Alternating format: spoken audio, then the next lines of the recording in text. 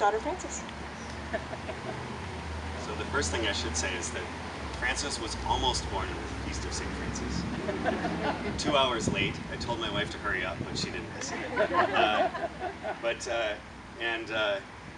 I'm going to say a little bit about the importance of the encyclical and its place in Catholic social thought, which is the field of ethics or moral theology that I do research in and teach in.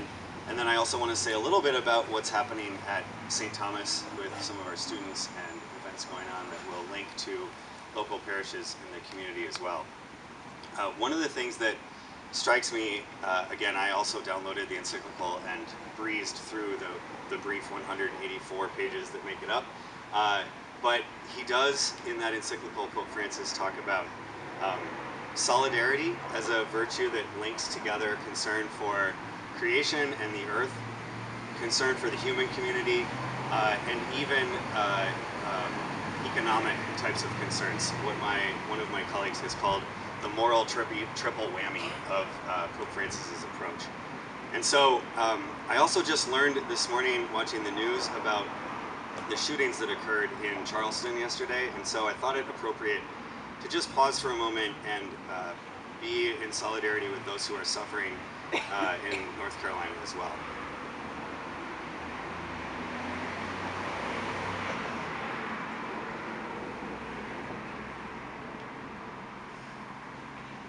So I'll try not to be too academic, say a little bit about the role of encyclicals in the development of Catholic social thought. This is a tradition, the modern movement that we think of as Catholic social thought or Catholic social teaching is often thought to begin with an encyclical published by Pope Leo XIII in 1891 on the rights of labor. And so he kind of started this tradition of popes offering their reflections. They are usually the thinking of the Pope, oftentimes written with the help of or in consultation with key theologians or trusted thinkers. And so that encyclical kind of started the movement, and a generation of encyclicals beyond that over the past 120 some years have sort of added to the corpus of Catholic social thought. And so Pope Leo XIII kind of started with rights and labor.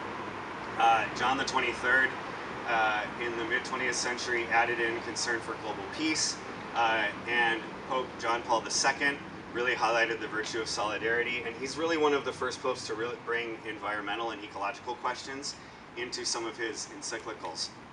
And so some have noted that we're witnessing a move from the environment or creation being now kind of like one piece of Catholic social thought, and I think what Francis is doing with the way he's put this encyclical together is to say it's not one piece, it is the environment, it is the ecology within which all of our human and moral questions are taking place. And so we can link solidarity with creation, with environment, with human rights, with economic concerns, with all of the things that kind of make up.